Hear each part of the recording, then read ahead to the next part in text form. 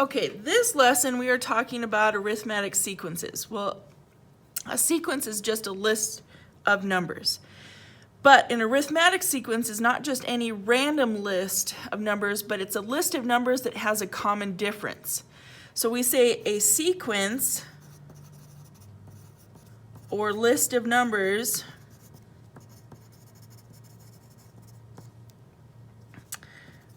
with a common difference between consecutive terms. Okay. Well, common difference just means each of the terms are the same space apart. Well, how do you figure that out? Basically, you subtract the next term minus the previous term, and you keep seeing if it's the same difference. So for example, if I did 5 minus 1, the difference is 4. Or 9 minus 5, it's still 4. 13 minus 9, it's still 4. So we know the common difference, which we call D, is 4 on this example. But if we look at number 2, so 3 minus 1 is 2, 5 minus 3 is 2, and 8 minus 5 is 3. As soon as it deviates from the common difference, it no longer is an arithmetic sequence. So this is not an arithmetic sequence. This one is, because all of the terms are 4 apart. It has a common difference of 4. But as soon as there's something that's different, it's not a common difference. So basically the common difference is the numerical difference between a term and the previous term.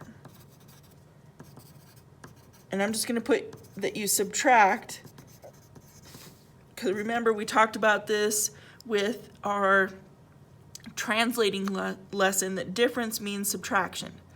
Okay? So, for example, you can also have a negative common difference. So like if we did 6 minus 8, we know that that's negative 2. 4 minus 6, that's also negative 2. 2 minus 4 is also negative 2. So we have a common difference of negative 2. And so because they're all the same, yes, it is an arithmetic sequence. Okay, and arithmetic comes from arithmetic, adding, subtracting. Okay, so I want you to notice something. If the numbers, like in number 1, the sequence is going up, so the difference is positive. In number 3, the numbers are going down, so the difference is negative. Okay, that's always going to be the case. If the numbers go up, the difference is positive. If the numbers go down, it's negative. Okay, so again, like number 4, when you subtract these, and if you're still having trouble with subtracting negatives, go ahead and just write it out. So if I did negative 8 minus negative 5, because remember we're subtracting and both numbers are negative, if I do the keep, flip, change, well, negative 8 plus 5 is negative 3. So that's negative 3. And we could do the same thing with negative 11 minus negative 8, because we're doing the term minus the previous term. And then we can do our keep, flip, change, or just think a negative times a negative is positive. Negative 11 plus 8 is negative 3. So again, we have a negative 3 for the common difference. Well, actually, we don't know it's common yet. Let's do one more.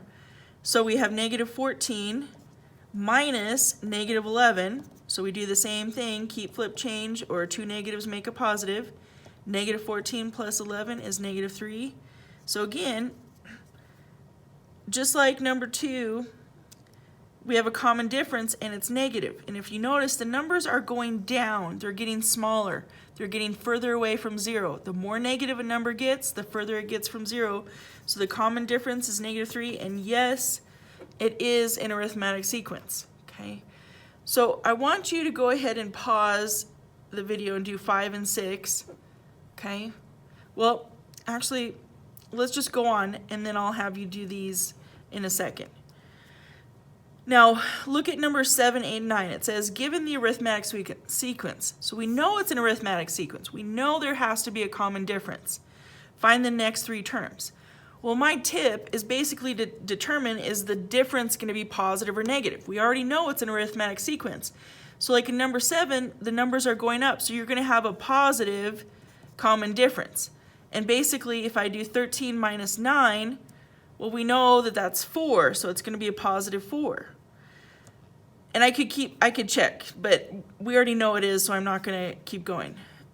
So look at number 8. Notice the numbers are going down. So our difference, our common difference is going to be negative.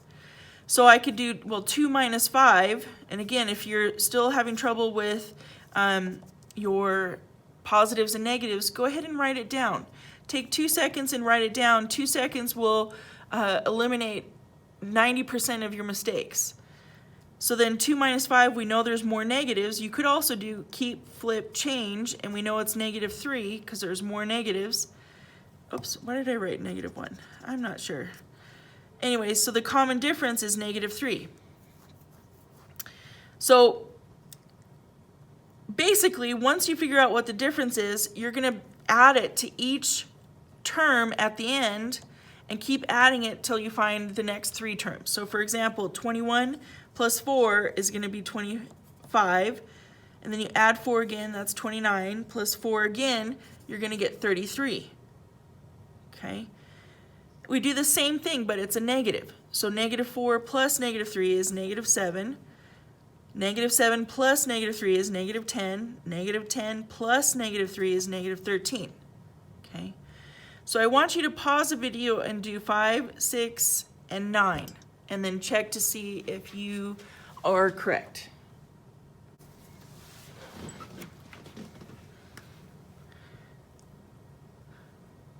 Okay, so let's talk about the formula. You can basically figure out a formula for every single arithmetic sequence because of the common difference. So there's 2 things you need to know. You need to know this D, which stands for the common difference.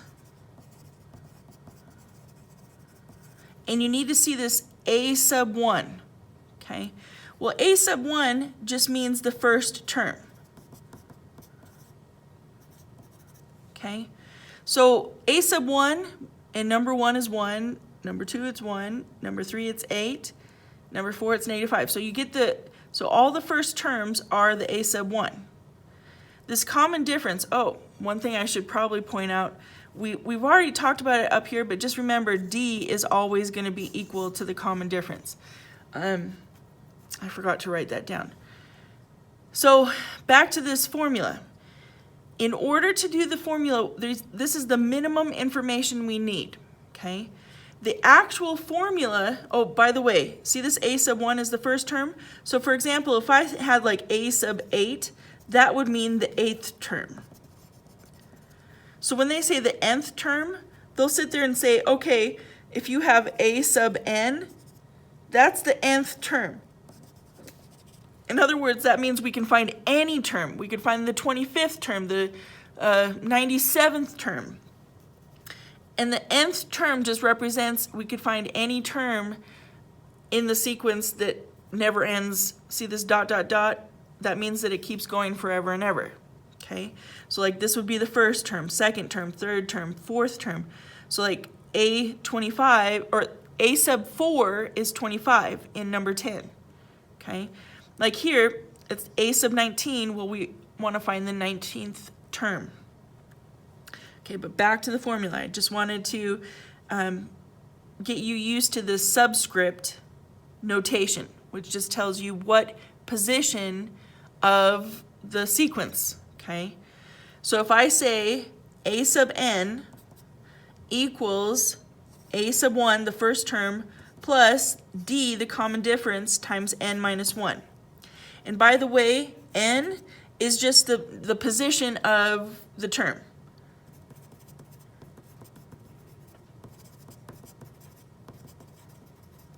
So in other words, like, okay, 22 in number 11, the position is 3, so n would be 3. A sub n, it would be A sub 3 equals 22, okay?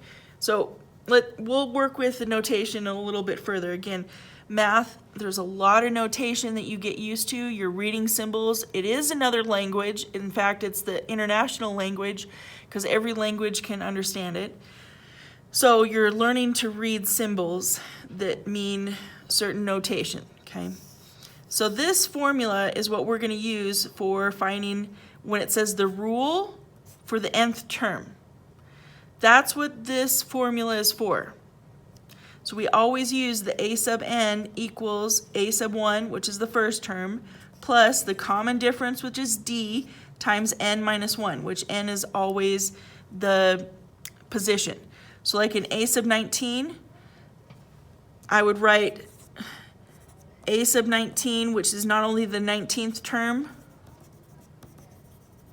but also we know then n is 19, which we're going to use for 10, 11, and then the same directions for 13, 12, 13, 14, and 15. Okay. Excuse me, froggy in my throat. So if you look at number 10, well, first of all, we know a sub 1 is 7, and then we figure out what the common difference is. Well, 13 minus 7, we know is going to be 6. Okay? So when we plug this into the formula, we're going to say a sub n equals 7 plus 6 times n minus 1. You know what? The position of the formula I should mention, this is gonna probably confuse some people. You want to keep as a variable in the formula. Because basically what it means, once we find the formula to find a sub 19, we're going to substitute in 19 for the formula. So here, all we do is distribute, and then we're going to collect like terms. So a sub n equals 7 plus 6n minus 6. Well, the only like terms that we combine is the 7 and the minus 6. Okay, I'm actually going to add a sticky note. I gotta see if I can split it between these two problems. Okay, so then we get a sub n equals, and I'm going to keep the variable term first because that has higher priority. And we'll talk more about that when we get to polynomials. And 7 and negative 6 is positive 1. So this is the formula. So basically, when you write the rule for the nth term, that's like A. That's like answer for part A. When it says then find a sub 19, that's part B. So then for part B, let's just call this part A, we're going to substitute in n is 19, like I showed you at the bottom here that I just covered up with my sticky note. Well, when we plug in n is 19 here and here, well, a sub 19, which means the 19th term, equals 6 times 19 plus 1. Well, that just equals 6 times 19. Boy, where's I didn't even have my calculator. Here it is. So we have 6 times 19 is 114 plus 1, so we know a sub 19 is 115. In other words, if we keep adding 6 every time till we get to the 19th term, the 19th term is going to be 115. I know I've explained a lot, and this doesn't seem like it's very fast, but it actually ends up being faster than if you were just list them out. Now, of course, if you're on a multiple choice test and you have a calculator, sure, maybe you could keep adding 6 and keep track of what term you have, okay? Sure, you could do that, but the problem is that's not as reliable. This is reliable as long as you are not making any mistakes.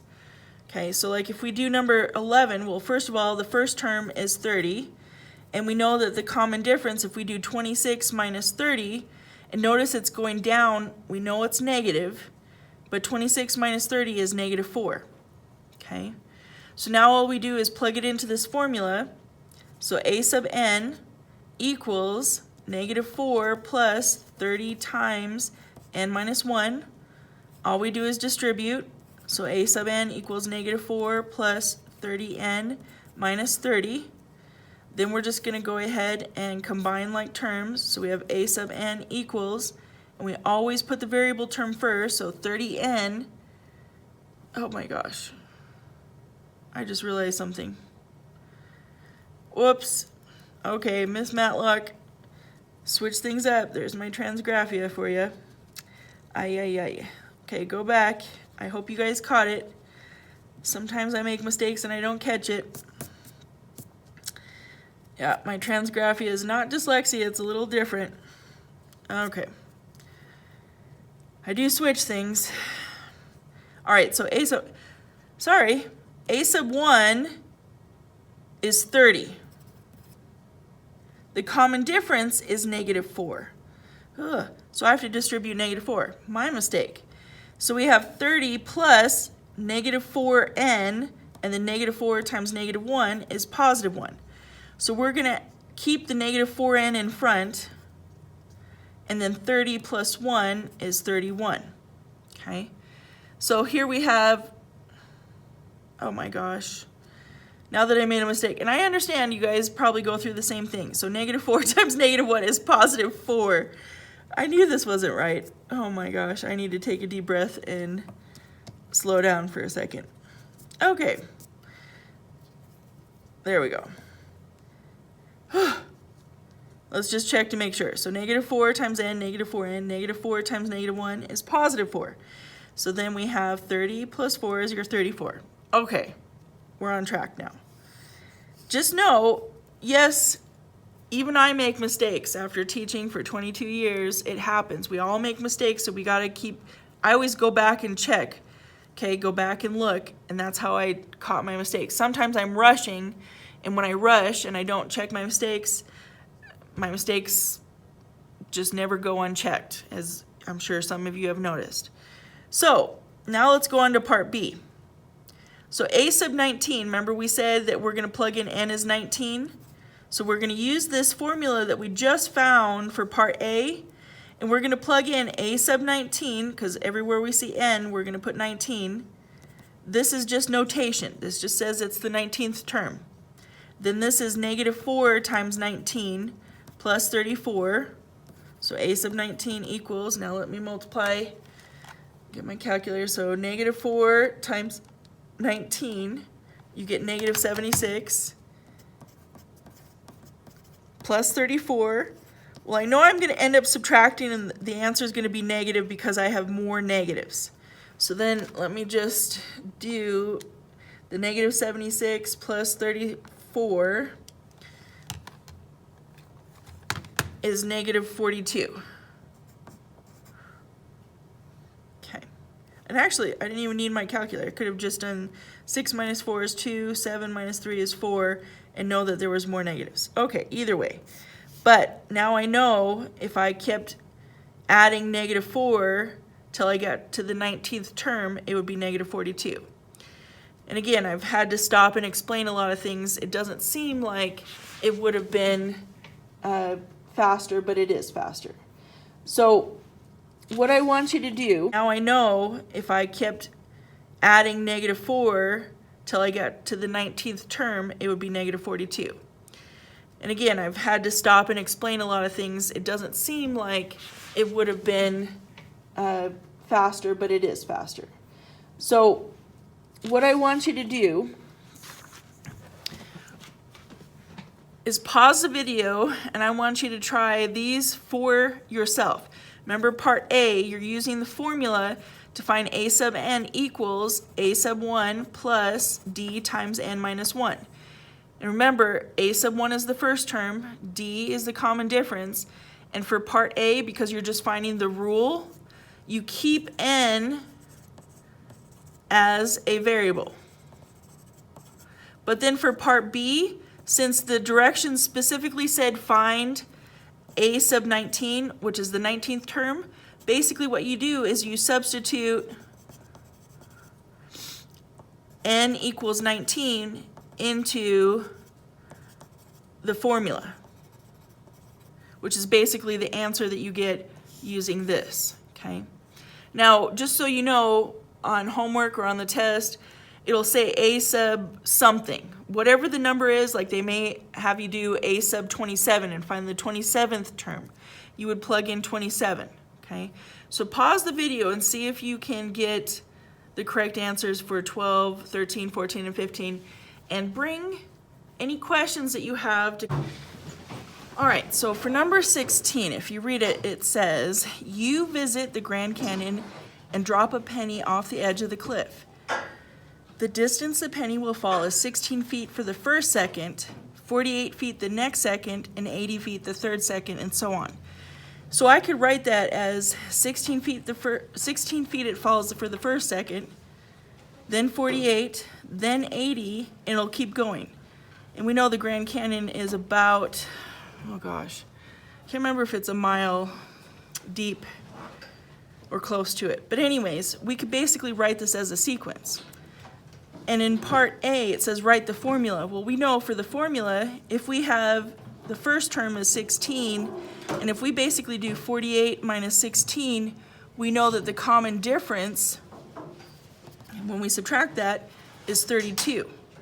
So as long as we have this information, we could go ahead and write this formula. So that's what they're talking about when they say write the formula. So then we have a sub n equals 16 plus 32 times n minus 1. So we just distribute and combine like terms. So a sub n equals 16 plus 32n minus 32. We just combine like terms. And then we get a sub n equals 32n. And then this becomes negative 16. Boom, we're done. Now for part B, it says, how far will the penny have traveled after 6 seconds? Well, that means n is 6, and let me tell you why. Because for this 16, that's the first second. That means a is 1. When it's 48, they said it was the second, so that's n is 2. This was for the third second, so n is 3, and so on and so forth. So after 6 seconds, that means n is 6. All we have to do is plug in a sub 6 equals 32 times 6 minus 16. So then if you use the calculator, well, 32 times 6 is 192 minus 16 is 176. But let's just give it, it says how far. Well, they're talking about feet, so we're going to say 176 feet. You always have to make sure that you label your problems, especially with a word problem, with the correct